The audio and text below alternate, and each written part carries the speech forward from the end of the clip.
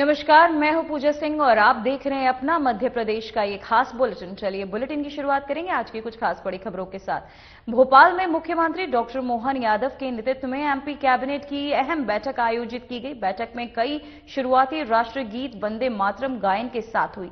इस दौरान बैठक में राज्य से जुड़े कई महत्वपूर्ण प्रस्तावों पर मोहर लगाई गई।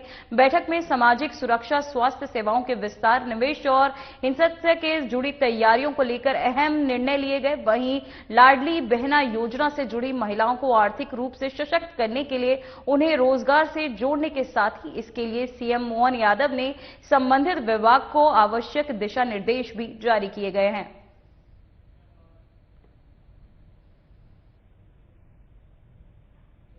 तो वहीं मध्य प्रदेश के मुख्यमंत्री मोहन यादव ने क्षेत्रीय शिक्षा संस्थान भोपाल में आयोजित 52वीं राष्ट्रीय बाल वैज्ञानिक प्रदर्शनी 2025 का शुभारंभ किया। इस अवसर पर उन्होंने देश भर से आए बाल वैज्ञानिकों द्वारा प्रस्तुत वैज्ञानिक मॉडलों का अवलोकन किया और उनकी जिज्ञासा, नवाचार क्षमता और आपको बताते चले कि कल्पनाशीलता की सराहना भी की। इस मौके पर मुख्यमंत्री ने कहा कि देश में नन्हे वैज्ञानिक ही भविष्य में भारत को नई ऊंचाइयों तक ले जाने का मार्ग प्रशस्त करेंगे। उन्होंने बच्चों द्वारा तैयार विभिन्न विज्ञान और प्रौद्योगिकी आधारित मॉडलों का ध्यानपूर्वक देखा और उन्हें प्रोत्साहित भी किया।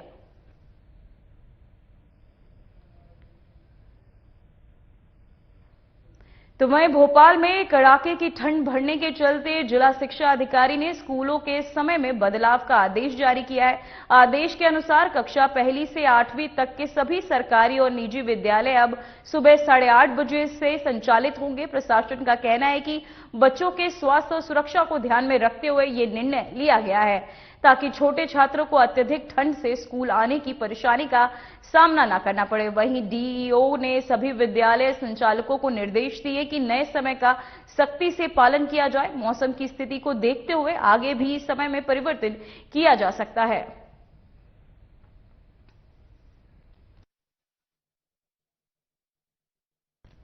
तो वहीं श्योपुर में मुआवजे की मांग को लेकर किसानों की दंडवत यात्रा लगातार जारी है। प्रशासन की ओर से एसडीओपी राजीव गुप्ता पुलिस बल के साथ मौके पर पहुंचे और किसानों को समझाने का प्रयास किया।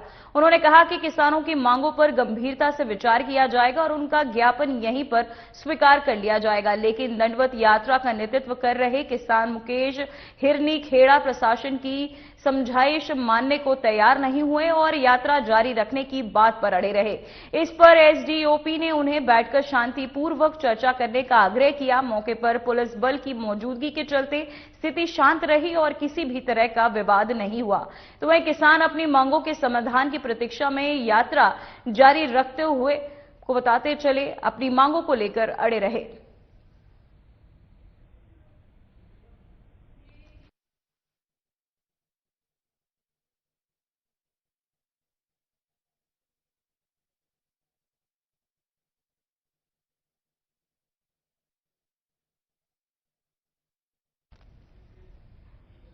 तो वहीं डिंडोरी जिला मुख्यालय में प्रधानमंत्री कॉलेज ऑफ एक्सीलेंस शासकीय चंद्र विजय महाविद्यालय में छात्र छात्राओं की कई समस्याओं को लेकर अखिल भारतीय विद्यार्थी परिषद ने कॉलेज में ताला लगाकर कॉलेज के सामने चक्का जाम कर दिया। छात्र छात्राओं का आरोप है कि कॉलेज प्रबंधन की लापरवाही के कारण छात्र छात्राओं को समय पर छात्रवृत्ति का लाभ नहीं मिल पा रहा है। वहीं कॉलेज में छात्र छात्राओं ने आने जाने के लिए बस सेवा बंद कर दिया गया।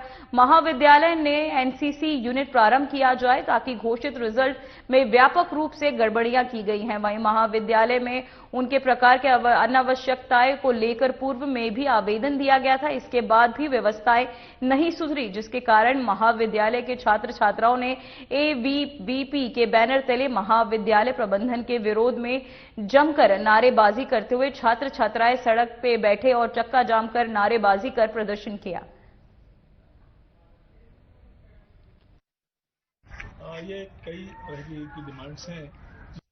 डिमांड इनकी है कि महाविद्यालय में यहाँ एनसीसी खोला जाए, तो काफ़ी वर्षों से यहाँ पर एनसीसी नहीं चल रहा है। दूसरी डिमांड जो है वो लॉ कॉलेज को लेकर है कि लॉ कॉलेज जो है वो प्रारंभ किया जाए। तीसरी जो है देर से डिक्लेयर किए गए हैं और उससे इतने संतुष्ट नहीं है। इस तरह की कई और छोटी छोटी शिकायतें हैं इनकी, जिस पर जहाँ प्राचार्य स्तर पर महाविद्यालय के स्तर पर जो कार्रवाई हो सकती है तो हम कर रहे हैं। जो विद्यार्थियों ने जो शिकायत दी है, हमारे पास एप्लीकेशंस दी है, हमने यूनिवर्सिटी को फॉरवर्ड की है, उनके अधिकारियों से बात की है।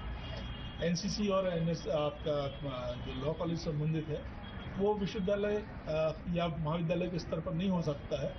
लॉ कॉलेज के लिए खोलने के लिए हमको शासन से पैसा प्राप्त हुआ है और उसमें जो सुविधाएं हैं वो हम लोगों ने जनरेट कर ली हैं और या की जा रही हैं, लेकिन वो उसका जो निर्णय है, अंतिम निर्णय मान्यता का बीसीआई के द्वारा किया जाना है। तो वो अपनी ड्यू प्रोसेस है, शायद संभवतः अगले माह से उनकी प्रोसेस चालू होगी, तो उसमें हम लोग फिर से आवेदन करेंगे और जो होगा तो बीसीआई को उसमें मान्यता प्रदान करेंगे। 1 साल हो गए हम लोग एमए में एडमिशन ले लिए, 4th ईयर का छात्र था मैं, अभी एमए में एडमिशन लिया हूँ।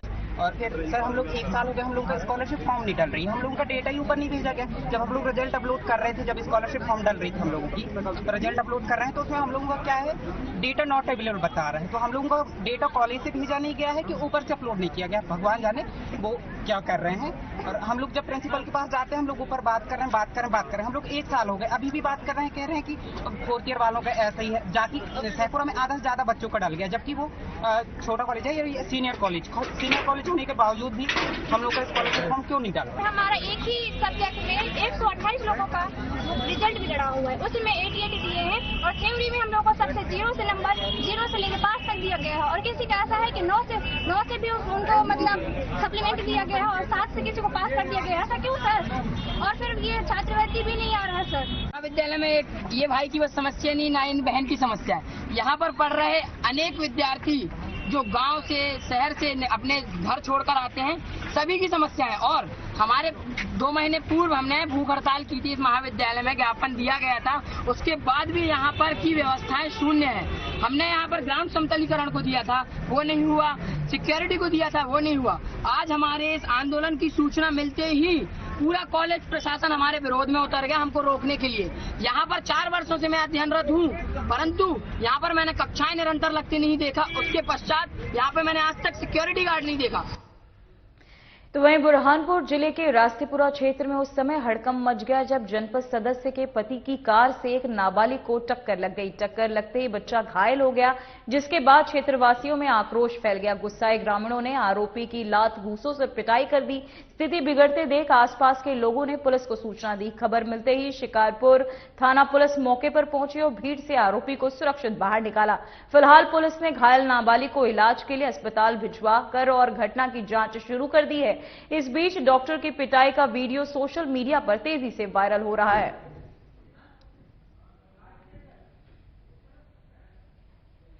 तो वहीं भोपाल के होशंगाबाद रोड पर एक बड़ा हादसा टल गया जब बालाघाट से इंदौर जा रही एक यात्री बस के चलते चलते अचानक 2 पहिए निकल गए। घटना के समय बस में कई यात्री सवार थे, जिससे कुछ देर के लिए अफरा तफरी मच गई। ड्राइवर ने तुरंत बस को नियंत्रित कर सड़क किनारे रोक दिया, जिसके बाद एक बड़ा हादसा होने से बच गया। प्रारंभिक जानकारी के अनुसार मामले में मैकेनिकल फॉल्ट की आशंका जताई जा रही है। पुलिस और परिवहन विभाग ने बस को जब्त कर जांच शुरू कर दी है।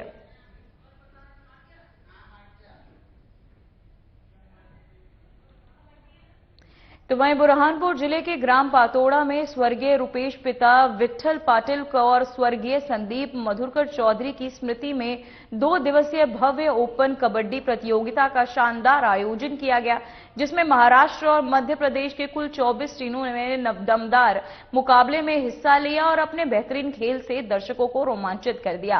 प्रतियोगिता में जलगांव की टीम में प्रथम श्री रामलला क्रीड़ा संघ पोतांडा और द्वितीय और चोपाड़ा की टीम ने तृतीय स्थान हासिल किया। आयोजन में ग्राम के जनप्रतिनिधि और सदस्य बड़ी संख्या में मौजूद रहे।